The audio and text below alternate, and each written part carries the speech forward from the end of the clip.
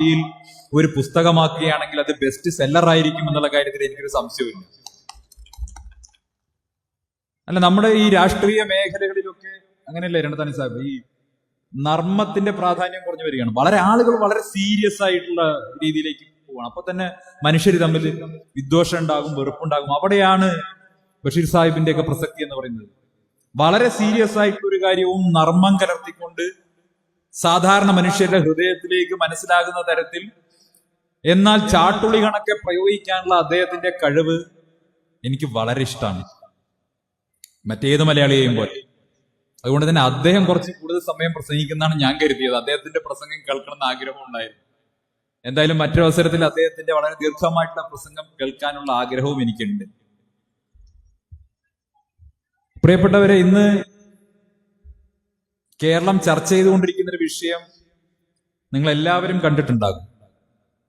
എന്റെ ജില്ലയായിട്ടുള്ള പാലക്കാട്, അതിന്റെ കിഴക്കൻ പ്രദേശമായ ചിറ്റൂരിലെ നല്ലേപ്പിള്ളി എന്ന് പറയുന്ന പ്രദേശത്ത് വളരെ സമാധാനപരമായിട്ട് ജനങ്ങൾ കഴിയുന്ന ഒരു പ്രദേശമാണ്. ശാന്തസ്വരൂപികളായിട്ടുള്ള, പാവങ്ങളായിട്ടുള്ള, കൃഷിക്കാരായിട്ടുള്ള മനുഷ്യരാണ്.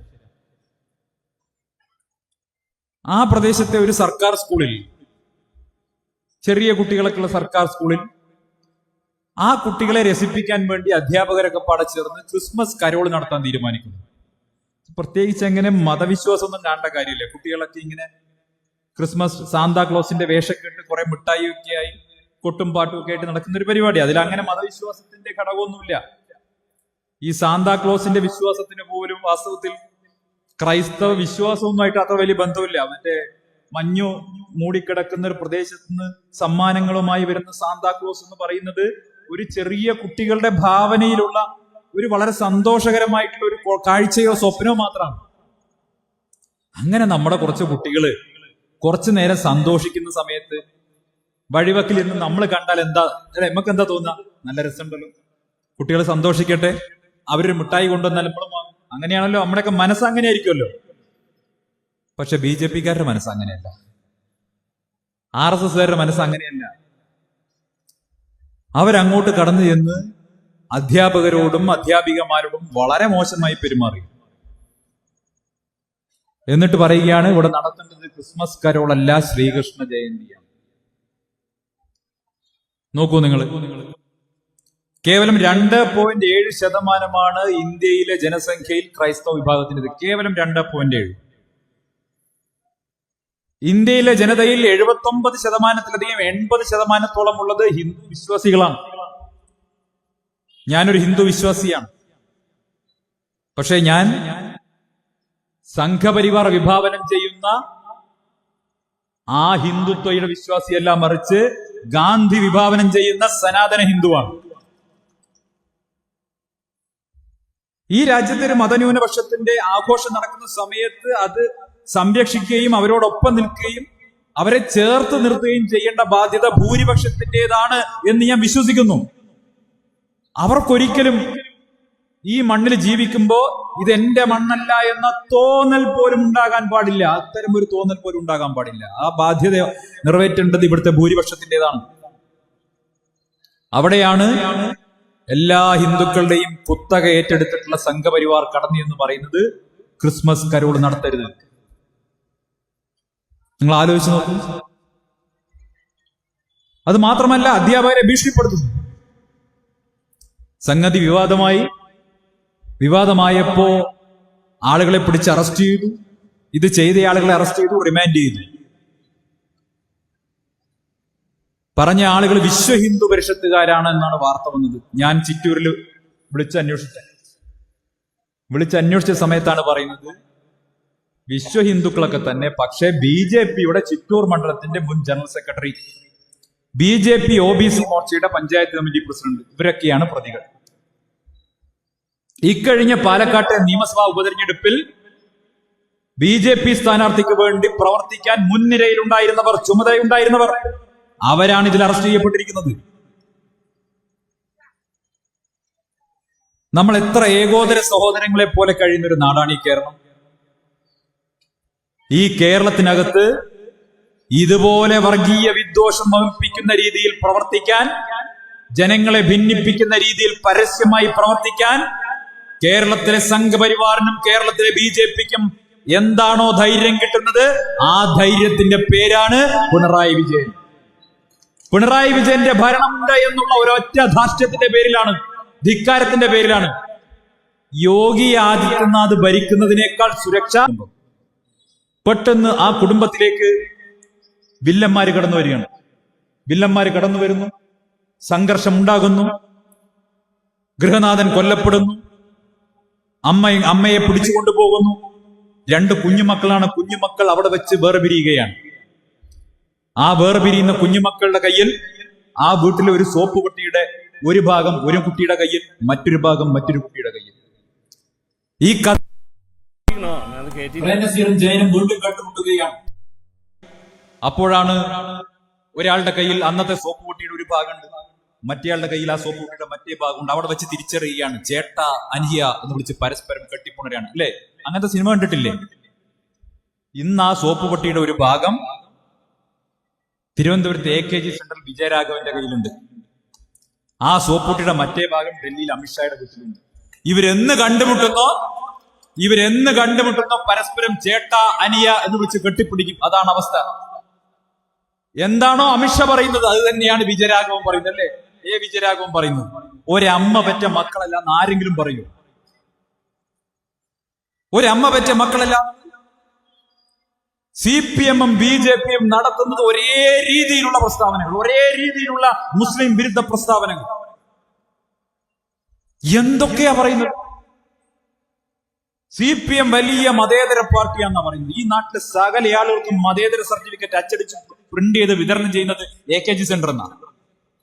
കേരളത്തിൽ ഒരു മനുഷ്യൻ വർഗീയവാദിയാണോ മതേതരവാദിയാണോ എന്ന് സർട്ടിഫിക്കറ്റ് സർട്ടിഫൈ ചെയ്യേണ്ടത് ആദ്യം CPM നേതാക്കന്മാർ സർട്ടിഫൈ ചെയ്യണം. ഈ കേരളത്തിൽ അങ്ങനെ സർട്ടിഫിക്കറ്റ് തഞ്ചത്തിൽ കിട്ടിയ ഒരേ ഒരു മനുഷ്യനുള്ളൂ, അത് ഞാനാണ്. ക്രിസ്റ്റൽ ക്ലിയർ ആണെന്നാ പറഞ്ഞത്. പെട്ടുപോയതാ. ഞാൻ ക്രിസ്റ്റൽ ക്ലിയർ എന്ന് പറഞ്ഞത് CPM സർട്ടിഫിക്കറ്റ് തന്നു. ഞാൻ സർട്ടിഫിക്കറ്റ് വാങ്ങിയിട്ടാ നേരെ വന്നിട്ട് കോൺഗ്രസ് ചേർന്നത്. അത് കാണിച്ചു കൊടുത്തു. പോലീസ് ക്ലിയറൻസ് സർട്ടിഫിക്കറ്റ് PCC കൊടുക്കുന്ന പോലെ AK ബാലറ്റൻ സർട്ടിഫിക്കറ്റ് തന്നു പോയി. ഇനിയിപ്പോ എന്ത് ചെയ്യാൻ പറ്റും? അബദ്ധത്തിൽ അടിച്ചു തന്നതാ. അങ്ങനെ മതേതരത്വത്തിന്റെ സർട്ടിഫിക്കറ്റ് കൊടുക്കുന്ന CPM-കാരൻ, ആ സർട്ടിഫിക്കറ്റ് കൊടുക്കുന്ന CPM-കാരനാണ് കേരളത്തിലെ 1-ാം നമ്പർ വർഗീയവാദികൾ. പ്രിയങ്ക ഗാന്ധി ജയിച്ചപ്പോ മുൻപിലും പിൻപിലും ഉണ്ടായിരുന്നത് കൊടിയ വർഗീയവാദികളാണെന്ന് വിജയരാഘവൻ പറയുന്നു. ഞാൻ നോക്കുമ്പോ മുമ്പിൽ കണ്ടത് ബഷീർ സാഹിബിനെ. മൂപ്പരെ കുറിച്ചിട്ട് രാഹുൽ ഗാന്ധി എന്താ പറഞ്ഞത്? മരുന്നുള്ള ആളാന്നല്ലേ പറഞ്ഞത്? മരുന്നുള്ള ആളാന്നല്ലേ പറഞ്ഞത്? ഇത്ര സെക്യുലർ ആയിട്ടൊരു മനുഷ്യന്റെ ഇവരൊക്കെ വർഗീയവാദികളാണെന്ന് പറയുന്നത്. ഇത് തന്നെയല്ലേ അമിത്ഷായും പറഞ്ഞത് പണ്ട്? പച്ചക്കൊടി വയനാട്ടിലെ മൊത്തം പച്ച. ഇത് അമിത്ഷാ പറഞ്ഞത് അല്ലേ? ഹിന്ദിയിൽ പറഞ്ഞത് തർജ്ജമ ചെയ്ത് മലയാളത്തിലാക്കിയ വിജയരാഘവൻ പറഞ്ഞതായി. ഇത് തന്നെയാണ് സത്യം. അതുകൊണ്ടാണ് ഞാൻ പറയുന്നത് ചേട്ടനും അനിയനുമാണ്. ഇവരെന്ന് കണ്ടുമുട്ടും എന്നുള്ളത് മാത്രമേ സംശയം. അത് മാത്രല്ലോ, കുറച്ച് ദിവസം മുമ്പ്, അധികമായിട്ടില്ലല്ലോ, 3-4 ദിവസം മുമ്പല്ലേ മോഹനം പറഞ്ഞത്? കോഴിക്കോട് ജില്ലാ സെക്രട്ടറി എന്താ പറഞ്ഞത്? MEC-7 വിവാദം. എന്താണ് പറഞ്ഞത്? ഈ മലപ്പുറം കോഴിക്കോട് ജില്ലകളിലൊക്കെ രാവിലെ ആളുകൾ കൂടി വ്യായാമം ചെയ്യുന്നത്. നിങ്ങൾ പോകുന്നുണ്ടോ? അല്ല, നമുക്ക് പോണ്ട അവസ്ഥയായിട്ടുണ്ട്. ഞാൻ ഈ UDF-ന്റെ ഭാഗമായതിനു ശേഷം ഡയറ്റ് മൊത്തം തെറ്റിയിരിക്കുന്നു. അപ്പോ ഭക്ഷണം കഴിച്ച് ആളുകൾ സ്നേഹിച്ചു കൊല്ലുന്ന അവസ്ഥയാണ്. ഞാൻ പറഞ്ഞു വരുന്നത് എക്സസൈസ് ചെയ്യുന്നത് നല്ലതാണ്. പ്രത്യേകിച്ച് UDF-കാർ ലീഗുകാരൊക്കെ എക്സസൈസ് ചെയ്യുന്നത് വളരെ വളരെ നല്ലതാണ്. ഭക്ഷണം കഴിപ്പിച്ചു കൊല്ലാം. അപ്പൊ ഞാൻ പറഞ്ഞു വരുന്നത് എക്സസൈസ് ചെയ്യുന്നത്, രാവിലെ ആളുകൾ 20 മിനിറ്റ് 25 മിനിറ്റ് എക്സസൈസ് ചെയ്യുന്നത്, ആ ചെയ്യുന്ന ആളുകൾ തീവ്രവാദികളാണെന്ന് CPM-ന്റെ ജില്ലാ സെക്രട്ടറി മോഹൻ പറയുന്നു. അതിനടിസ്ഥാനപരമായി അദ്ദേഹം പറയുന്ന കാരണം, രാവിലെ വ്യായാമം ചെയ്യാൻ വേണ്ടി സംഘടിക്കുന്ന ആളുകളിൽ മുസ്ലിങ്ങളുടെ എണ്ണം കൂടുതലാണ്.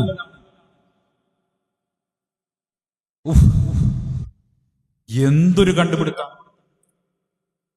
ഈ മലപ്പുറം ജില്ലയിലെ ഒരു ഹോട്ടലിൽ കയറി കഴിഞ്ഞാൽ അവിടെ ഭക്ഷണം കഴിക്കുന്ന ആളുകളിൽ സ്വാഭാവികമായിട്ട് മുസ്ലിങ്ങൾ കൂടുതലുണ്ടാവും. എന്താ അതിൽ തർക്കമുള്ളത്? കാരണം ഇവിടുത്തെ ജനസംഖ്യാനുപാതം നോക്കിക്കഴിഞ്ഞാൽ, ഡെമോഗ്രഫിക് ആയിട്ടുള്ള ഡിവിഡൻഡ് നോക്കിക്കഴിഞ്ഞാൽ ഇവിടുത്തെ മുസ്ലിം പോപ്പുലേഷൻ കൂടുതലാണ്.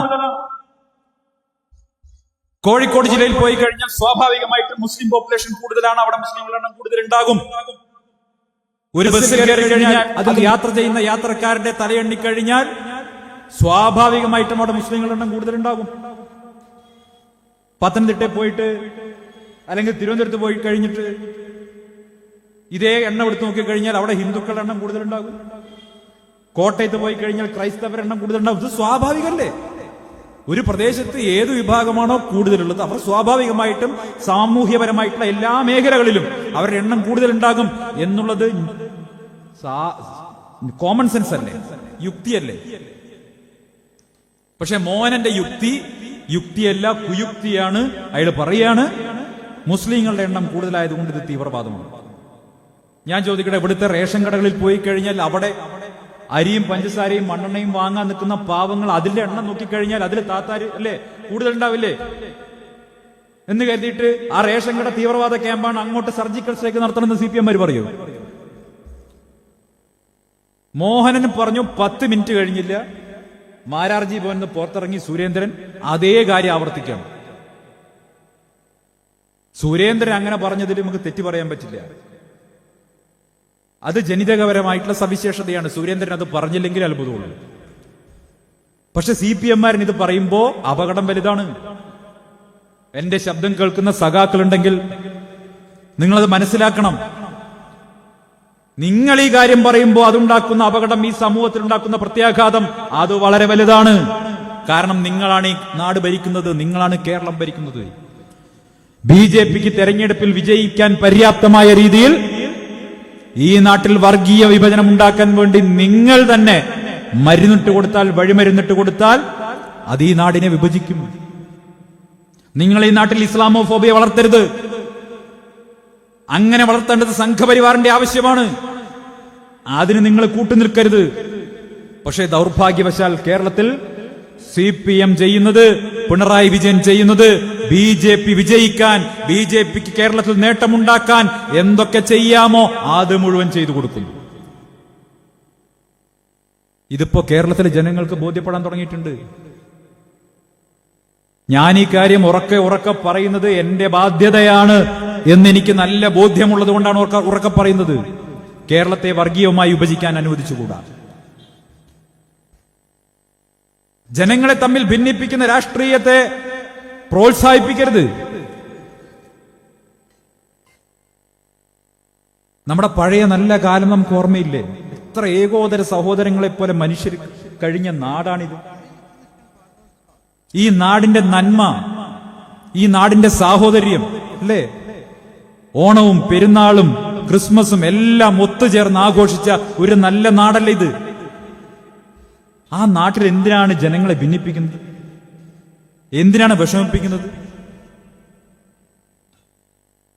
നിങ്ങൾ എല്ലാ ഉദാഹരണങ്ങളും എടുത്ത് പരിശോധിച്ചോളൂ. ഇപ്പോ BJPക്കാർ ഏറ്റവും വലിയ ആയുധമായി കൊണ്ടുവന്നിട്ടുള്ള വഖഫ് അമെൻമെന്റ് ആക്ട്, ഞാൻ അതിന്റെ രാഷ്ട്രീയത്തിലേക്ക് കടക്കുകയല്ല. മുസ്ലിം ലീഗിനെ വർഗീയ പാർട്ടി എന്ന് വിളിച്ചിരുന്നു ഞാനടക്കം. പക്ഷെ ഞാൻ പറയുന്നു മുസ്ലിം ലീഗ് വർഗീയ പാർട്ടിയല്ല, സാമുദായിക പാർട്ടിയാണ്. സാമുദായിക പാർട്ടിയാണ്. പക്ഷെ സാമുദായിക പാർട്ടിയേക്കാൾ കൂടുതൽ സാമൂഹ്യപരമായി പ്രതിബദ്ധതയുള്ള പാർട്ടിയാണ് മുസ്ലിം ലീഗ് എന്നുള്ള കാര്യത്തിൽ ഒരു തർക്കവും എനിക്കില്ല. സാമൂഹ്യ പ്രതിബദ്ധതയുള്ള പാർട്ടിയാണ്. അതുകൊണ്ടാണ് മുനമ്പത്ത് നിന്നും ഒരു മനുഷ്യൻ പോലും കുടിയൊഴിക്കപ്പെടുന്ന സാഹചര്യം ഉണ്ടാകരുത് എന്ന് ബഹുമാനപ്പെട്ട സാദിഖ് അലി തങ്ങളുടെ നേതൃത്വത്തിൽ തീരുമാനം ഉണ്ടായത്. ഞാൻ ചോദിക്കട്ടെ, ഇങ്ങനെ വിശാലമായ അർത്ഥത്തിൽ തീരുമാനമെടുക്കാൻ മറ്റാർക്കാ സാധിക്കുക? മറ്റാർക്കാ കഴിയുക? ഈ നാട്ടിൽ ജനങ്ങൾ തമ്മിൽ ഭിന്നിപ്പുണ്ടാവുന്ന സാഹചര്യം ഉണ്ടാവരുത്, പ്രതിലോമ ശക്തികൾ മുതലെടുക്കുന്ന സാഹചര്യം ഉണ്ടാകരുത് എന്നുള്ള ധീരമായിട്ടുള്ള നിലപാട് പാണക്കാട്ട് നിന്നെടുക്കുന്നു.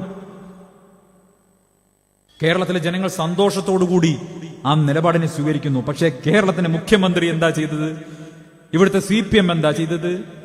10 മിനിറ്റ് കൊണ്ട് തീർക്കാവുന്ന പ്രശ്നം വലിച്ചഴച്ച് ആ ഉപതെരഞ്ഞെടുപ്പ് സമയത്ത് BJPക്ക് 10 വോട്ടെങ്കിലും അധികം കിട്ടുമോ എന്ന സാഹചര്യം ഉണ്ടാക്കാൻ വേണ്ടി അത് വലിച്ചു നീട്ടി.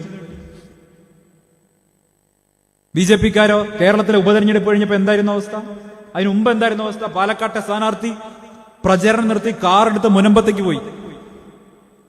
മുൻ കേന്ദ്രമന്ത്രി വി മുരളീധരൻ മുനമ്പത്ത് പോയിട്ട് സമരക്കാരോട് പറഞ്ഞു, ഈ ശീതകാല സമ്മേളനത്തിൽ ഞങ്ങൾ വഖഫ് അമെൻമെന്റ് ആക്ട് കൊണ്ടുവരും. അത് വന്ന് അങ്ങടെ പ്രശ്നം മൊത്തം തീർന്നു.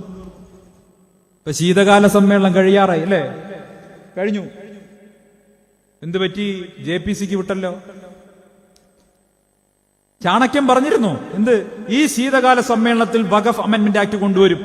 എന്തേ പറ്റാതെ പോയത്? പറ്റിയില്ലല്ലോ. 10 വർഷം ഇതായിരുന്നു സ്ഥിതി. അല്ല, ഈ രാജ്യത്തെ മതന്യൂനപക്ഷങ്ങളെ, പാർശ്വവൽക്കരിക്കപ്പെട്ടവരെ, അന്യവൽക്കരിക്കപ്പെട്ടവരെ ഓരോ ദിവസവും ഭീതിയിലാഴ്ത്തിക്കൊണ്ട് നിയമത്തിനുമേൽ നിയമപരിഷ്കരണം കൊണ്ടുവന്ന് ജനങ്ങളെ ഭീതിയിലാഴ്ത്തിയിരുന്ന, ഒരു ചർച്ചയും കൂടാതെ പാർലമെന്റിൽ ദോശ ചുട്ടെടുക്കുന്നത് പോലെ നിയമപരിഷ്കരണം കൊണ്ടുവന്നിരുന്ന BJP എന്തേ ഇപ്പൊ പത്തിമടക്കിയത്? എന്തേ JPC-ക്ക് വിട്ടത്? ഇപ്പൊ ഭൂരിപക്ഷമില്ല. ഇപ്പൊ നായിഡുവിന്റെയും നിതീഷ് കുമാറിന്റെയും കാരുണ്യത്തിലാണ് ഭരണം മുന്നോട്ട് പോകുന്നത്. പഴയതുപോലെ ചാണക്യം വിചാരിക്കുന്നൊന്നും നടപ്പാക്കാൻ പറ്റില്ല. ഞങ്ങള് BJP-യുടെ നേതാക്കന്മാരായിരിക്കുന്ന സമയത്ത് പേടിപ്പിക്കുന്ന എന്താണെന്നറിയോ? നിങ്ങളുടെ ഓരോ നീക്കവും ഡൽഹിയിൽ അറിയുന്നുണ്ട്. അങ്ങോട്ട് തിരിഞ്ഞാൽ ചാണക്യൻ, ഇങ്ങോട്ട് തിരിഞ്ഞാൽ ഡോവൽ, നിങ്ങളുടെ ഫോൺ, നിങ്ങളുടെ ബാങ്ക് അക്കൗണ്ട്, നിങ്ങൾ അങ്ങോട്ട് പോയാൽ ശ്വാസം വിടുന്നത് പോലും മൂപ്പരറിയാതെ നടക്കൂല എന്നാ പറഞ്ഞിരുന്നത്. അത് ഇപ്പോഴും വിശ്വസിച്ചിരിക്കുക കുറെ പാവങ്ങൾ. ഞാൻ ഈ ലോകത്ത് മുഴുവൻ പോയി UDF-ന്റെയും AICC-യുടെ നേതാക്കന്മാരുടെ ചർച്ച നടത്തിയിട്ട് ഒരു ചാണക്യന് പറഞ്ഞില്ല. കേരളത്തിൽ ഒരു മാധ്യമങ്ങളും പറഞ്ഞില്ല. അവസാനം കേരളത്തിലെ മാധ്യമങ്ങൾ പറയാണ്, കോൺഗ്രസ് ഇത്ര സീക്രട്ട് ആയിട്ട് ഒരു ഓപ്പറേഷൻ നടത്തുന്നത് ഞങ്ങൾ കരുതിയതേ ഇല്ലാന്ന്. എന്ത് ചാണക്യൻ? നമ്മുടെ കൈകൾ പരിശുദ്ധമാണെങ്കിൽ പ്രിയപ്പെട്ടവരെ, ആ വിശ്വാസമുണ്ടെങ്കിൽ ലോകത്ത് ഒരു അന്വേഷണ ഏജൻസിയെയും ഭയക്കേണ്ടതില്ല എന്നുള്ളത് തന്നെയാണ്, അല്ലേ? ദൈവത്തിനെ അല്ലാതെ ഒരു അന്വേഷണ ഏജൻസിയെയും ഒരാളും ഭയക്കേണ്ടതില്ല, ഒരു ഭരണകൂടത്തിനെയും ഒരാളും ഭയക്കേണ്ടതില്ല എന്നുള്ളത് തന്നെയാണ് ഞാൻ ഉറച്ചു വിശ്വസിക്കുന്നത്. ഇനിയിപ്പോ നിലപാട് മാറ്റിയതിന്റെ പേരിൽ പിടിച്ചങ്ങ് തീഹാർ ജയിലിടുകയാണെങ്കിൽ സന്തോഷത്തോടെ ഞാനങ്ങ് സ്വീകരിക്കും. പക്ഷേ ഇന്ത്യയിൽ ഒരു ഭരണഘടനയുണ്ട്, ഒരു ജുഡീഷ്യറി ഉണ്ട്, അതിൽ ഉറച്ച വിശ്വാസമുണ്ട്. പ്രിയപ്പെട്ടവരെ, ഞാൻ പറഞ്ഞു വരുന്നത്, ഈ വഖഫ് അമെൻമെന്റ് ആക്ട് അടക്കമുള്ള വിഷയങ്ങളിൽ ജനങ്ങളെ തെറ്റിദ്ധരിപ്പിക്കാൻ വേണ്ടിയുള്ള ശ്രമം നടന്നു. 2013 എന്താ പറയുന്നത്? മുസ്ലിം പ്രീണനത്തിന് വേണ്ടി കോൺഗ്രസ് 2013 നടപ്പാക്കിയിട്ടുള്ള നിയമപരിഷ്കരണമായിരുന്നു വഖഫ് അമെൻമെന്റ് ആക്ട്. അങ്ങനെയാണോ? 2013 വഖഫ് അമെൻമെന്റ് ആക്ടിന്റെ ഭേദഗതി ലോക്സഭയിൽ വരുമ്പോഴും രാജ്യസഭയിൽ വരുമ്പോഴും അതിനെ അതിശക്തമായി പിന്തുണച്ചത് അന്നത്തെ BJP-യാ. അന്ന് BJP-യുടെ പ്രതിനിധിയായിരുന്ന സയ്യിദ് ഷാനവാസ് ഹുസൈൻ ലോക്സഭയ്ക്കകത്ത് നടത്തുന്ന പ്രസംഗം കൊണ്ട് അതിൽ പറയുന്നത്, ദേർ സേ ആയാ ഹൈ ലേക്കിൻ ദുരുസ്ത് ആയാ ഹൈ. കുറച്ച് വൈകിട്ടാണ് വന്നതെങ്കിൽ പോലും നന്നായിപ്പോയി, വന്നത് നന്നായിപ്പോയി. എന്നിട്ട് എന്താണ് അദ്ദേഹം പറയുന്നത്? 5 ലക്ഷം കോടി രൂപയുടെ വഖഫ് സ്വത്തുക്കൾ അന്യാധീനപ്പെട്ടിട്ടുണ്ട്. കേന്ദ്ര സർക്കാർ മന്ത്രാലയങ്ങൾ വരെ നിൽക്കുന്നത് വഖഫ് ഭൂമിയിലാണ്. അതെല്ലാം തിരിച്ചു പിടിക്കണമെന്നുള്ളതായിരുന്നു BJP-യുടെ പ്രഖ്യാപിത നിലപാട്. അത് മാത്രമല്ല, അവര് വഖഫ് സമ്മേളനവും നടത്തി. അക്കാലത്ത് വഖഫ് സമ്മേളനം നടത്തി BJP. എന്നിട്ട് പറഞ്ഞു വഖഫ് സ്വത്തുക്കൾ അന്യാധീനപ്പെട്ട് തിരിച്ചു പിടിക്കണം. അത് മാത്രമല്ല, 2014 നരേന്ദ്രമോദി അധികാരത്തിൽ വരുമ്പോ, ഒന്നാമത്തെ സർക്കാർ അധികാരത്തിൽ വരുമ്പോ പ്രകടന പത്രിക അച്ചടിച്ചു വെച്ചിട്ടുണ്ട്. BJP-യുടെ പ്രകടന പത്രികയുണ്ട്. അതിൽ പറയുന്നത് വഖഫ് ബോർഡിനെ ശാക്തീകരിക്കും. 1. 2, വഖഫിന്റെ അന്യാധീനപ്പെട്ട സ്വത്തുക്കൾ മുഴുവൻ തിരിച്ചുപിടിക്കും. 2. 2014 നരേന്ദ്രമോദി പ്രധാനമന്ത്രിയാകുമ്പോ BJP-യുടെ പ്രകടന പത്രികയിൽ അച്ചടിച്ചു വെച്ചിട്ടുള്ള കാര്യമാണ് ഞാൻ പറയുന്നത്. എന്നിട്ടിപ്പോ BJP പറയുന്നത് മുസ്ലിങ്ങൾക്കെന്തോ വലിയ ആനുകൂല്യം കിട്ടാൻ വേണ്ടി കോൺഗ്രസ് നടപ്പാക്കിയ വർഗീയ പരിപാടിയാണോ? പച്ചക്കള്ളല്ലേ ഇത്? ജനങ്ങളെ തെറ്റിദ്ധരിപ്പിക്കലല്ലേ? ഇവിടുത്തെ ഹിന്ദുക്കളെയും ക്രിസ്ത്യാനികളുടെയും ഭൂമി മുഴുവൻ പിടിച്ചോണ്ടു എന്നാ പറയുന്നത്. ഞാൻ ചോദിക്കട്ടെ, 2013 വന്ന ഭേദഗതിയാ. ഇപ്പൊ വർഷം എത്രയായി? 2024, 11-12 കൊല്ലം കഴിഞ്ഞു. കേരളത്തിൽ ആകെ നോട്ടീസ് കൊടുത്ത് എത്ര കേസാ ചർച്ച ചെയ്യപ്പെട്ട്? 4-5 കേസ് അല്ലേ? മുനമ്പ് ഉൾപ്പെടെ 4-5 കേസ്. മുനമ്പത്തെ വിഷയം വേറെ പരിഹരിക്കാം. പക്ഷേ ഈ നോട്ടീസ് കിട്ടിയ ആളുകൾ നിങ്ങൾ പരിശോധിക്ക്. വയനാട്ടിലും ചാവക്കാടുമൊക്കെ നോട്ടീസ് കിട്ടിയവരിൽ മുസ്ലിം വിഭാഗത്തിൽപ്പെടുന്നവരുണ്ട്. അങ്ങനെ മുസ്ലിങ്ങളെ സഹായിക്കാൻ വേണ്ടി കൊണ്ടുവന്ന നിയമമാണെങ്കിൽ നോട്ടീസ് മുസ്ലിങ്ങൾക്ക് കിട്ടുമോ? ദേവസ്വം ഭൂമി അന്യാധീനപ്പെട്ട തിരിച്ചു പിടിക്കണമെന്ന് പറഞ്ഞാൽ BJP-കാരൻ കൈയടിക്കുമല്ലോ. അപ്പൊ എന്തേ വഖഫിന്റെ ഭൂമി അന്യാധീനപ്പെട്ട തിരിച്ചു പിടിക്കണ്ടേ? ഇതെന്ത് ന്യായമാണ്? ഈ നാട്ടിൽ എല്ലാവർക്കും തുല്യതയോടുകൂടി ജീവിക്കാൻ അവകാശമില്ലേ? BJP-യോ CPM-ഓ ആ തുല്യതയിൽ വിശ്വസിക്കുന്നില്ല എന്നുള്ളതാണ് സത്യം. അതിലവർ വിശ്വസിക്കുന്നതേയില്ല. BJP-ക്ക് വിജയിക്കാൻ വേണ്ടി പര്യാപ്തമായ രീതിയിൽ കേരളത്തിലെ ജനമനസ്സുകളെ വർഗീയമായി വിഭജിക്കാൻ വേണ്ടി CPM സഹായം ചെയ്തു കൊടുക്കുന്നു. കർണാടകയിലെ സർക്കാർ 10-15 മിനിറ്റ് കൊണ്ട് പരിഹരിച്ച ഒരു വിഷയമാണ് കേരളത്തിൽ പിണറായി വിജയൻ വലിച്ചു നീട്ടി പരിഹരിക്കാൻ പറ്റാതെയാക്കി മാറ്റിയത്. പ്രിയപ്പെട്ടവരെ, ഇങ്ങനെ ഓരോ വിഷയവും എടുത്ത് പരിശോധിച്ചു കഴിഞ്ഞാൽ CPM-ഉം BJP-യും തമ്മിലുള്ള അന്തർധാര സജീവമാണ് എന്ന് നമുക്ക് മനസ്സിലാക്കാൻ സാധിക്കും. ഇവിടെ തൃശൂർ പൂരത്തിന്റെ കാര്യം പറഞ്ഞു. അജിത് കുമാറിന്റെ റിപ്പോർട്ട് വന്നിട്ടുണ്ട്. ലോക്സഭാ തെരഞ്ഞെടുപ്പ് ലാക്കാക്കി പൂരം അട്ടിമറിച്ചു എന്നാണ് പറയുന്നത്. നമ്മളൊക്കെ എത്ര ആവേശത്തോടു കൂടി കാണാൻ പോകുന്ന പൂരാന്നറിയില്ല. തൃശൂർ പൂരം എന്ന് പറയുമ്പോൾ ലോകത്തിന് മുന്നിൽ കേരളത്തിൻ്റെതായിട്ടുള്ള ഒരു ഐക്കണാണ്, ഗ്ലോബൽ ഐക്കണാണ് തൃശൂർ പൂരം. ആ തൃശൂർ പൂരം അട്ടിമറിച്ചുകൊണ്ട് ഒരു രാഷ്ട്രീയ ലാഭത്തിന് വേണ്ടി അട്ടിമറിച്ചുകൊണ്ട് അതിനെ സഹായിക്കുന്ന നിലപാട് CPM സ്വീകരിച്ചിരിക്കുന്നു. ദത്താത്രേയ ഹൊസബോളെ RSSന്റെ സംഘടനാ ശ്രേണിയിലെ രണ്ടാമൻ, നേരത്തെ രണ്ടത്താണി സാഹിബ് സൂചിപ്പിച്ചു. സാധാരണ RSSകാരന് കാണാൻ പോലും കിട്ടാത്ത രാജ്യത്തെ RSSന്റെ സംഘടനാ സംവിധാനത്തെ നിയന്ത്രിക്കുന്ന ശക്തനായിട്ടുള്ള RSS നേതാവ് അയാളെ കാണുകയാണ് മണിക്കൂറുകൾ എടുത്തുകൊണ്ട്. കേരളത്തിന്റെ ADGP രഹസ്യമായി പോയി കാണുന്നു. ആ ADGPക്കെതിരെ ഇപ്പൊ നടപടി എടുത്തിരിക്കുകയാണ്. പറഞ്ഞത് എന്താ നടപടി? പ്രൊമോഷൻ കൊടുത്തു, DGP ആയി ക്ലീൻ ചിറ്റും കൊടുത്തു. RSSന്റെ നേതാവിനെ കണ്ടതൊരു തെറ്റേ അല്ല എന്ന് പിണറായി വിജയൻ സാക്ഷ്യപ്പെടുത്തിയിരിക്കുന്നു. ഞാൻ ചോദിക്കട്ടെ ഇവിടുത്തെ സഖാക്കളോട്, നിങ്ങൾക്ക് എങ്ങനെയാണ് ഇനിയും വർഗീയതയ്ക്കെതിരെയുള്ള നിങ്ങളുടെ നിലപാട് സത്യസന്ധമായിരുന്നെങ്കിൽ, ആത്മാർത്ഥമായിരുന്നെങ്കിൽ, പ്രിയപ്പെട്ട സഖാക്കളെ, നിങ്ങൾക്ക് എങ്ങനെയാണ് ഇനിയും ആ പാർട്ടിയുടെ ഭാഗമായി തുടരാൻ കഴിയുക? നിങ്ങളുടെ മുഖ്യമന്ത്രി BJP നേതാക്കന്മാരുടെ കാലിൽ വീണ് കെഞ്ചുകയാണ്. എന്താണ്? എത്ര സീറ്റ് വേണമെങ്കിലും ജയിപ്പിച്ചു തരാം, എത്ര വേണമെങ്കിലും വർഗീയമായി വിഭജിച്ചു തരാം, എന്റെ മോളെ ഒന്ന് വെറുതെ വിടണം. അതാ പ്രശ്നം. കഴുത്തില് ചങ്ങലിട്ടിങ്ങനെ പിടിച്ചിരിക്കുകയാണ്. ആര്? അമിത്ഷാ. ചാടിക്കളിക്കടാ കുഞ്ഞിരാമ എന്ന് അമിത്ഷാ പറയുമ്പോ ചാടിക്കളിക്കേണ്ട ഗതികേടിലേക്ക് കേരളത്തിന്റെ മുഖ്യമന്ത്രി വീണുപോയിരിക്കുന്നു എന്നുള്ളതാണ് യാഥാർത്ഥ്യം. കേരളത്തിന്റെ മുഖ്യമന്ത്രിക്ക് വേറെ ഗതിയില്ല. എന്ത് ചെയ്യാനാണ്? അത്രമേൽ വ്യക്തമായ അഴിമതിയുടെ പാപഭാരം തന്റെയും തന്റെ കുടുംബത്തിന്റെയും മേലുണ്ട് എന്നറിയുന്നത് കൊണ്ടാണ് മുഖ്യമന്ത്രിക്ക് സധൈര്യം ഒരു നിലപാടെടുക്കാൻ കഴിയാതെ പോകുന്നത്.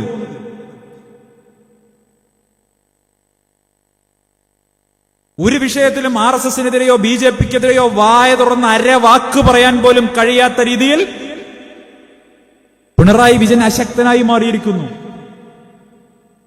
ഞാൻ ചോദിക്കട്ടെ, ഊരിപ്പിടിച്ച വാളിന്റെയും ഉയർത്തിപ്പിടിച്ച കത്തിയുടെയും ഇടയിലൂടെ നടന്നുപോയ പിണറായിക്ക് എന്താ ഇപ്പൊ ഒന്നും പറയാൻ പറ്റാത്തത്?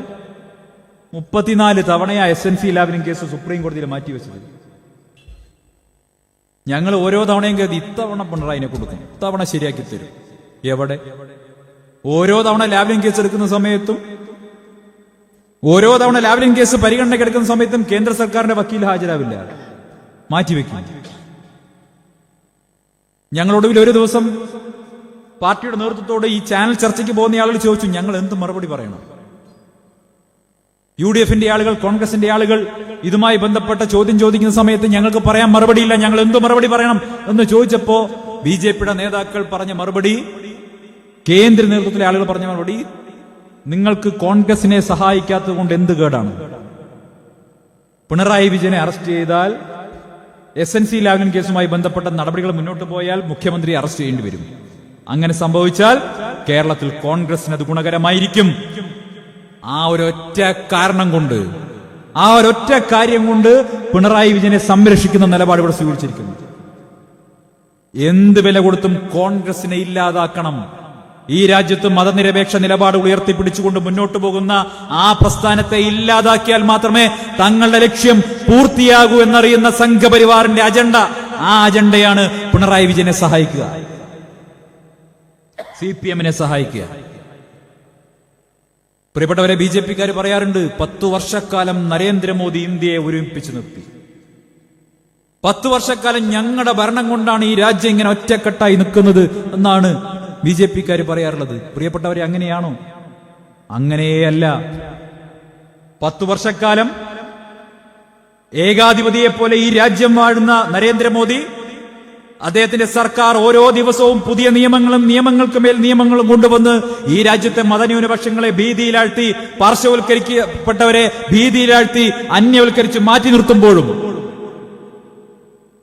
ഈ രാജ്യം സമാധാനപരമായി മുന്നോട്ട് പോകുന്നത്, ഇവിടെ യാതൊരു തരത്തിലുള്ള അശാന്തിയുമില്ലാതെ നിൽക്കുന്നത്, ഈ രാജ്യം ഒറ്റക്കെട്ടായി നിൽക്കുന്നത്, ഈ രാജ്യത്തിന്റെ ഭരണഘടനയിൽ ഇവിടുത്തെ ജനങ്ങൾക്കുള്ള അചഞ്ചലമായ വിശ്വാസവും ആ ഭരണഘടനയിലും ജനാധിപത്യത്തിലും അത് സംരക്ഷിക്കുന്ന പോരാട്ടവുമായി മുന്നോട്ട് പോകുന്ന ഇന്ത്യൻ നാഷണൽ കോൺഗ്രസ് ഇന്നല്ലെങ്കിൽ നാളെ അധികാരത്തിൽ തിരികെ വരുമെന്നുള്ള പ്രതീക്ഷയും കൊണ്ടാണ് ജനങ്ങൾ ഇവിടെ എല്ലാം സഹിച്ചുകൊണ്ട് നിൽക്കുന്നത്. ഈ രാജ്യത്തെ ജനാധിപത്യത്തിനും ഈ രാജ്യത്തിന്റെ ഭരണഘടനയുടെയും സേഫ്റ്റി വാൾവ് എന്ന് പറയുന്നത് ഇന്ത്യൻ നാഷണൽ കോൺഗ്രസ് ആണ്.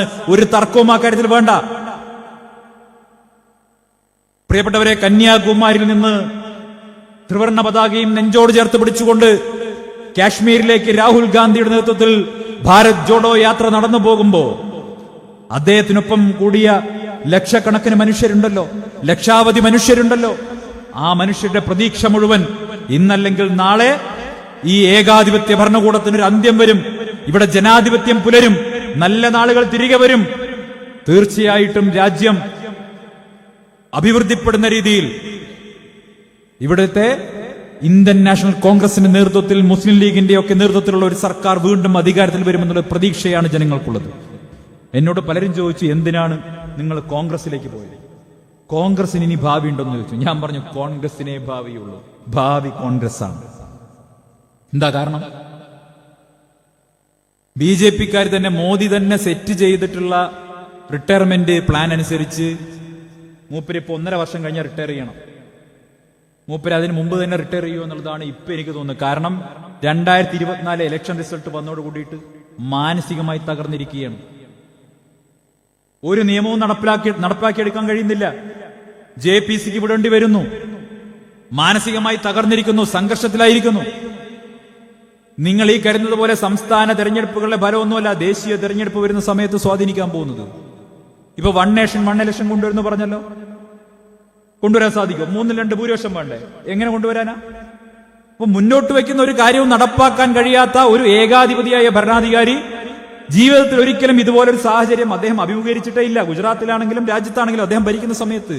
ഇപ്പോ ചങ്ങലകളാൽ ബന്ധിക്കപ്പെട്ട മോദി എത്രയും പെട്ടെന്ന് പുറത്തു പോകാൻ ആഗ്രഹിക്കുന്നു.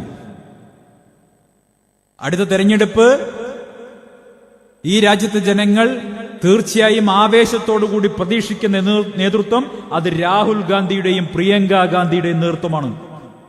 ഒരു തർക്കവും ആ കാര്യത്തിൽ വേണ്ട. ജനങ്ങൾ ആവേശത്തോടുകൂടി, ചെറുപ്പക്കാർ ആവേശത്തോടുകൂടി പ്രതീക്ഷിക്കുന്നത് രാഹുലിന്റെയും പ്രിയങ്കയുടെ നേതൃത്വത്തിൽ ഒരു സർക്കാർ അധികാരത്തിൽ വരണം എന്നുള്ളതാണ്. അതുകൊണ്ട് തന്നെ പ്രിയപ്പെട്ടവരെ, 200 കടക്കുന്ന അവസ്ഥ അതല്ല ഉണ്ടാകാൻ പോകുന്നത്. എങ്കിൽ പോലും ഞാൻ പറയണേ, ഏറ്റവും കുറഞ്ഞ രീതിയിൽ ചിന്തിച്ചാൽ പോലും കോൺഗ്രസിന്റെ നേതൃത്വത്തിൽ ഇന്ത്യ മുന്നണിയുടെ സർക്കാർ ഡൽഹിയിൽ അധികാരത്തിൽ വരും. ഒരു തർക്കവും സംശയവും അക്കാര്യത്തിൽ വേണ്ട. അങ്ങനെ സർക്കാർ അധികാരത്തിൽ വരുമ്പോൾ പ്രിയപ്പെട്ടവരെ, ആ സർക്കാരിനെ നിയന്ത്രിക്കുന്ന ചാലക ശക്തിയായി, അതിന് ധാർമ്മികമായ പിന്തുണ കൊടുക്കുന്ന ശക്തിയായി ഇന്ത്യൻ യൂണിയൻ മുസ്ലിം ലീഗിന്റെ പ്രതിനിധികളും ഉണ്ടാകും എന്നുള്ള കാര്യത്തിൽ ഞങ്ങൾക്കാർക്കും ഒരു സംശയവുമില്ല. ഇന്ത്യയുടെ പാർലമെന്റ് രൂപീകരിച്ചതിന് ശേഷം ഇന്നേ വരെ ഒരു പാർലമെന്റിലും മുസ്ലിം ലീഗിന്റെ പ്രതിനിധികൾ ഉണ്ടാകാതിരുന്നിട്ടില്ല. പ്രിയപ്പെട്ട നജീബ് കാന്തപുരം MLA വരുന്നുണ്ട്. എന്നെ പാണക്കാട്ടേക്ക് കൊണ്ടുപോയ, നയിച്ച പ്രിയപ്പെട്ട സഹോദരൻ കൂടിയാണ്. ഞാൻ പാണക്കാട്ടേക്ക് പോയപ്പോ നജീബാക്കിയാണെന്ന് കൊണ്ടുപോകുന്ന സമയത്ത്, അല്ല നമ്മളൊരു നജീബ് സാഹിബ്, ഓക്കെ, അപ്പോ പ്രായം അറിയില്ല, ഞാൻ വിളിച്ചുപോയി, ഒരു ഓളത്തിന് വിളിച്ചതാണ്. അപ്പോ മൂപ്പരാ കൊണ്ടുപോകുന്നത് ഷംസുക്കെ ഉണ്ട്, എല്ലാരും ഉണ്ട്. പോയ സമയത്ത് പുള്ളി നമ്മളെ സീനിയറാ. അപ്പൊ പോയ സമയത്ത് നിങ്ങൾ കണ്ടില്ലേ, പാണക്കാട്ടേക്ക് ഞാൻ പോയ സമയത്ത് ഞാൻ വിട്ടു പോകുന്നത് മാരാർജി ഭവൻ എന്നാണെങ്കിലും കൂട്ടക്കരച്ചിൽ AKG സെന്ററിൽ നിന്നുണ്ടായിരുന്നു. പാണക്കാട് ഞാൻ പോയപ്പോ ആദ്യത്തെ പ്രസ്താവന വരുന്നത് മുഖ്യമന്ത്രിയുടെ അടുത്ത് നിന്നാണ്, സാദിഖ് അലി തങ്ങൾക്കെതിരെ. നിങ്ങൾ ആലോചിച്ച് നോക്കൂ, ഞാനൊരു പാവം അല്ലേ, ഒരു ഇന്നലെ വരെ BJP-കാരനായിരുന്ന ഒരാൾ കോൺഗ്രസ് ചേർന്നു. ഞാൻ പറഞ്ഞു, പ്രതിപക്ഷ നേതാവിനോട് പറഞ്ഞു, KPC പ്രസിഡന്റും പറഞ്ഞു, എനിക്ക് നാളെ പാണക്കാട് തങ്ങളെ ഒന്ന് കാണണമെന്ന് ആഗ്രഹമുണ്ട്. പോയിക്കോളൂന്ന് പെർമിഷൻ വന്നു. ഉടനെ തന്നെ കുഞ്ഞാലിക്കുട്ടി സാഹിബിനെയൊക്കെ വിളിച്ച് അതിനുള്ള സംവിധാനം ഒരുക്കി ഞാൻ അവിടെ പോയി. എന്നെ ബഹുമാനപ്പെട്ട സാദിഖ് അലി തങ്ങളും കുഞ്ഞാലിക്കുട്ടി സാഹിബോടൊക്കെ ഉള്ളവർ വിശാല ഹൃദയത്തോടുകൂടി എന്നെ ചേർത്ത് പിടിച്ച് സ്നേഹത്തോടുകൂടി സ്വീകരിച്ചു. ആ ഒരു സാഹചര്യത്തോടെ എങ്ങനെയായിരുന്നു കേരളത്തിന്റെ മുഖ്യമന്ത്രി പ്രതികരിക്കേണ്ടിയിരുന്നത്? എന്തു വലിയ മെസ്സേജാണത് കൊടുത്തത്? ആ മെസ്സേജ് എന്ന് പറയുന്നത് വാസ്തവത്തിൽ മതസാഹോദര്യത്തിന്റെ, സമരസതയുടെ ഒക്കെ ഒരു മെസ്സേജ് ആയിരുന്നില്ലേ? BJP പോലെ ഒരു പാർട്ടി വിട്ട് പുറത്തു വരുന്ന ഒരു മനുഷ്യനെ, ആ പ്രത്യയശാസ്ത്രത്തെ തള്ളിക്കളഞ്ഞ് പുറത്തു വരുന്ന ഒരു മനുഷ്യനെ, മതേതര ചേരിയിലേക്ക് വരുന്ന ഒരു മനുഷ്യനെ കൈ നിവർത്തി സ്വീകരിക്കണം എന്നൊരു വലിയ സന്ദേശം കൊടുത്ത പാണക്കാട്ടെ തങ്ങൾക്കെതിരെ, സാദിഖ് അലി തങ്ങൾക്കെതിരെ സുരേന്ദ്രൻ പറയുന്നതിന് മുമ്പ് പറഞ്ഞത് പിണറായി വിജയനാണ്. എന്നെ എന്ത് വേണമെങ്കിലും പറഞ്ഞോട്ടെ, എന്തിനാണ് ബഹുമാനപ്പെട്ട തങ്ങൾക്കെതിരെ ആക്ഷേപം ഉന്നയിച്ചത്? അതുകൊണ്ടാണ് ഞാൻ പറയുന്നത്, സുരേന്ദ്രൻ പറയേണ്ട കാര്യം പോലും പിണറായി വിജയൻ പറയുന്നു. വാസ്തവത്തിൽ മുഖ്യമന്ത്രിക്ക് വല്ലാതെ പ്രഷർ അടിച്ചത് 2 ദിവസമായിട്ട് മൂപ്പർക്ക് ആ സമയത്ത് TV-യിൽ ഒരു സ്പേസും കിട്ടിയില്ല. പാലക്കാട് മൂപ്പര് വന്നത് 11 മണിക്ക്. എന്റെ പത്രസമ്മേളനം അന്ന് കോൺഗ്രസ് ചേർന്ന പരിപാടി നടന്നു 11 മണിക്ക്. മൂപ്പര് ഔട്ടായി പോയി. സാധാരണ അങ്ങനെയാണ്, ഇലക്ഷന്റെ സമയത്ത് പിണറായി ലാസ്റ്റ് അങ്ങോട്ട് വരും, 2 അടിയടിക്കും, അജണ്ട സെറ്റ് ചെയ്യും, പോവും. ഇത്തവണ മൂപ്പർക്ക് ഒരു പരിപാടിയും പാലക്കാട് നടന്നില്ല. അതിന്റെ മുഴുവൻ ദേഷ്യവും അദ്ദേഹം തീർത്തത് ബഹുമാനായിട്ടുള്ള പാണക്കാട് സാദിഖ് അലി തങ്ങളെ നേരെ. എത്ര നികൃഷ്ടമായിട്ടുള്ള രീതിയാണ്! കേരളത്തിന്റെ മുഖ്യമന്ത്രി, 4 കോടി മലയാളികളുടെ മുഖ്യമന്ത്രി സന്തോഷിച്ചുകൊണ്ട് രാഷ്ട്രീയമായിട്ട് അല്ല, അതേ മുഖ്യമന്ത്രി എന്നുള്ള നിലയ്ക്ക് കേരളത്തിന്റെ മതസാഹോദര്യം നിലനിർത്താൻ വേണ്ടി പാണക്കാട്ടെ കുടുംബം എടുത്തിട്ടുള്ള വലിയ ഒരു സ്റ്റെപ്പ്, അതിനെ അഭിനന്ദിക്കുകയല്ലേ വേണ്ടത്, സന്തോഷിക്കുകയല്ലേ വേണ്ടത്? പക്ഷെ അദ്ദേഹം നിരുത്തരവാദപരമായിട്ടുള്ള സമീപനം സ്വീകരിച്ചു. പക്ഷേ പാലക്കാട്ടെ പ്രബുദ്ധരായ ജനത അതിന് അതിശക്തമായ തിരിച്ചടി തെരഞ്ഞെടുപ്പിൽ നൽകി എന്നുള്ള കാര്യത്തിൽ ഒരു തർക്കവും വേണ്ട. എന്തൊക്കെയാ ചെയ്തത്? പാലക്കാട്ടെ തെരഞ്ഞെടുപ്പിൽ ട്രോളി പോയി. അത് കഴിഞ്ഞ് CPM-മാര് എന്റെ പേരിലാണ് 2 പത്രത്തിൽ പരസ്യം കൊടുത്തത്. 2 പത്രത്തിൽ. ഞാൻ മറ്റേ സലീംകുമാറിന്റെ അവസ്ഥയിൽ എന്ത്, എനിക്ക് ഭ്രാന്തായതാണോ നാട്ടുകാർക്ക് മൊത്തം അല്ലെ, ഞാൻ അതിന് മാത്രമൊക്കെ വലിയ ആളായോ? 2 പത്രത്തിൽ ലക്ഷക്കണക്കിന് ഉറുപ്പിക കൊടുത്ത് പരസ്യം കൊടുത്തിരിക്കുക, എന്റെ ജീവിതത്തിൽ കിട്ടാത്ത പരസ്യം. അതാണ് ലോകം മൊത്തം എന്റെ പേരിൽ പരസ്യം കൊടുത്തിരിക്കുകയാണ്. ഞാൻ അന്നേ പറഞ്ഞു, പരസ്യം കൊടുത്തത് ഇടതുപക്ഷ ജനാധിപത്യ മുന്നണിയാണെങ്കിലും പണം കൊടുത്തത് BJP-ന്നാണ്. കാരണം BJP-ക്ക് പറയാൻ പറ്റില്ല എന്നെ കുറിച്ചിട്ട്. കാരണം BJP-യുടെ ഭാഗമായിരിക്കുമ്പോൾ BJP-യുടെ നിലപാടുകളാണ് പറഞ്ഞത്. അപ്പോ അവിടെ പാലക്കാട്ടെ മുസ്ലിം വോട്ടുകളിൽ ഭിന്നത ഉണ്ടാക്കേണ്ടത് ആരുടെ ആവശ്യമായിരുന്നു? CPM-ന്റെ ആവശ്യമാണ്. മറ്റേ സ്റ്റെതസ്കോപ്പ് ജയിക്കാൻ പോകുന്നുണ്ടോ അവിടെ? ഇല്ലല്ലോ. അപ്പൊ പാലക്കാട് മത്സരം BJP-യും UDF-ഉം തമ്മിലായിരിക്കുന്ന സമയത്ത് BJP-യെ സഹായിക്കാൻ വേണ്ടി മുസ്ലിം വോട്ടിൽ ഭിന്നതയുണ്ടാക്കാനുള്ള കൊട്ടേഷൻ പണിയാണ് അന്ന് CPM എടുത്തത്. എന്താ അതിൽ തർക്കമുള്ളത്? പക്ഷെ ഇവരെന്താ കരുതിയത്? ഞാൻ പിറ്റേന്ന് ഈ പത്രത്തിന്റെ പരസ്യം വന്ന അന്ന് ഞാൻ ബഹുമാനായിട്ടുള്ള NSS general secretary Sukumaran Nair സാറിനെ കാണാൻ വേണ്ടി പെരുന്നയിലേക്ക് പോയിക്കൊണ്ടിരിക്കുകയാണ്. അന്ന് എന്നോട് പ്രിയപ്പെട്ട രാഹുൽ വിളിച്ചു പറഞ്ഞു, സന്ദീപ് ജി ഒന്ന് മാധ്യമങ്ങളെ കാണണം, എനിക്ക് നിങ്ങളൊന്ന് ക്ലാരിഫൈ ചെയ്തോളൂ എന്ന് പറഞ്ഞു. ഞാൻ കൊച്ചിയിലിറങ്ങി മാധ്യമങ്ങളെ വിളിച്ച് കാണുകയാണ്. ഞാൻ വലിയ ഇമോഷണലി ഞാൻ ഭയങ്കര ഹേർട്ടായിരുന്നു, വൈകാരികമായിട്ട്. കാരണം ഇനി പാർട്ടിക്കും മുന്നണിക്കും ഒരു ദോഷം സംഭവിക്കുമോ? സ്വാഭാവികമല്ലേ, ഒരു വിഷമം മനസ്സിന്റെ ഉള്ളിൽ. കാരണം ഞാൻ തള്ളിക്കളഞ്ഞ കാര്യങ്ങൾ, ഞാൻ ഡിസോൺ ചെയ്ത കാര്യങ്ങൾ, ആ കാര്യങ്ങൾ വീണ്ടും പരസ്യമായി കൊണ്ടുവന്ന് ജനങ്ങൾക്കിടയിൽ ഭിന്നതയുണ്ടാക്കാൻ നോക്കിക്കഴിഞ്ഞാൽ സ്വാഭാവികമായിട്ട് വിഷമം ഉണ്ടാവുമല്ലോ. ചില മനുഷ്യരുടെ മനസ്സിലെങ്കിലും എന്നെക്കുറിച്ച് മോശമായിട്ടൊരു കാര്യം വരുന്ന സമയം വരുമോ എന്നുള്ള വിഷമം, സങ്കടമൊക്കെ എനിക്കുണ്ടായി. അങ്ങനെയാണ് കൊച്ചിയിൽ വെച്ച് ഞാൻ പത്രക്കാരെ കണ്ടത്. വളരെ വൈകാരികമായി സംസാരിക്കുമ്പോൾ എങ്ങനെയോ പഴയ വായനയിൽ എവിടെയോ എൻ്റെ മനസ്സിൽ വന്നിട്ടുള്ള ഖലീഫ ഉമറിന്റെ ചരിത്രം കൂടി ഞാൻ പറഞ്ഞു. ആ സമുദായത്തെയാണോ നിങ്ങൾ തെറ്റിദ്ധരിപ്പിക്കാൻ നോക്കുന്നത്? ആ സമുദായത്തെയാണോ നിങ്ങൾ തെറ്റിദ്ധരിപ്പിക്കാൻ നോക്കുന്നതെന്ന് ഞാൻ പറഞ്ഞപ്പോൾ, പ്രിയപ്പെട്ടവരെ, അതിനുശേഷം ഈ നിമിഷം വരെ ഞാൻ അനുഭവിക്കുന്ന സ്നേഹവും ഞാൻ അനുഭവിക്കുന്ന സന്തോഷവും പറഞ്ഞാൽ മനസ്സിലാക്കാൻ പറ്റാത്ത അത്രയും സന്തോഷവും സ്നേഹവും ഞാൻ അനുഭവിക്കാൻ.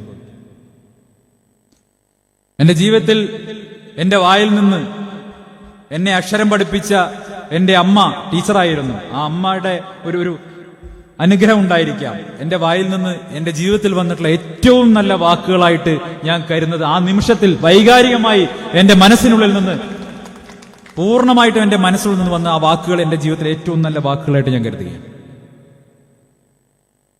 പ്രിയപ്പെട്ടവരെ, തെരഞ്ഞെടുപ്പിൽ എങ്ങനെ ഭിന്നിപ്പുണ്ടാക്കാൻ വേണ്ടി, വിദ്വേഷം ഉണ്ടാക്കാൻ വേണ്ടി CPM-ഉം BJP-യും പരിശ്രമിച്ചോ അതിന് മുഴുവനുള്ള തിരിച്ചടി പാലക്കാട്ടെ പ്രബുദ്ധരായ ജനത നൽകി.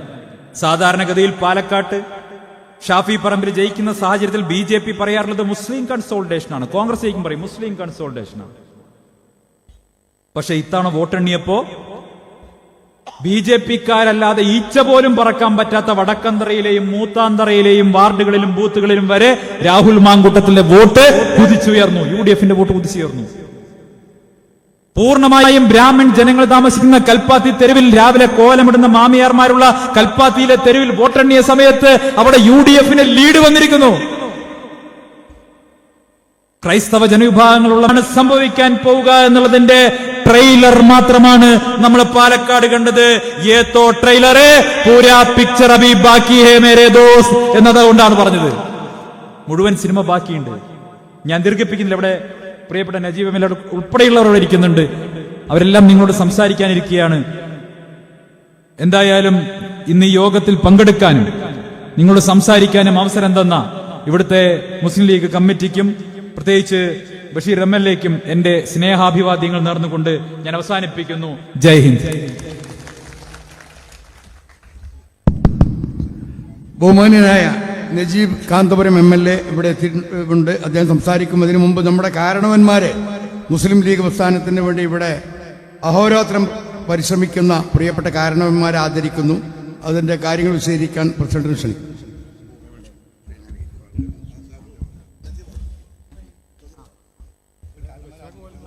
ബഷീറാക്ക ആദരിക്കുന്നതാണ്. ഒന്ന് പുതുക്കടി മമ്മണ്ണിയാക്ക.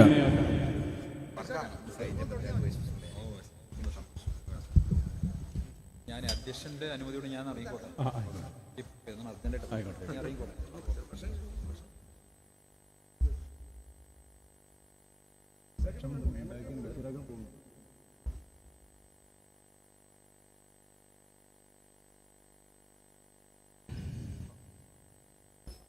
KP മുഹമ്മദ് അലി കാക്ക.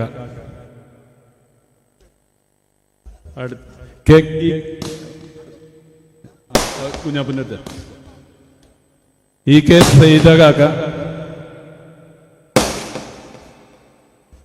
K ഉമ്മറാജ്, K Ummer ഹാജ്, തക്കത്ത് Bavatty, EK Muhammad കാക്ക, EK ഉണ്ണിമാനു, മുഹമ്മദ് മുസ്ലിയാർ, ഹസൻ മുസ്ലിയാർ, പട്ടീരി മുഹമ്മദ് കാക്ക, പട്ടീരി വീരാൻ കാക്ക, പൂന്തല അലവി കാക്ക, PC ഉണ്ണിപ്പോക്കർ കാക്ക, കുറ്റിപ്പുറവൻ സൈദാജി, CK ഹസൻകുട്ടി ഹാജി, പടുപ്പൻ അബ്ദുറഹിമാൻ, ചാലിത്തൊടി മുഹമ്മദ് കാക്ക.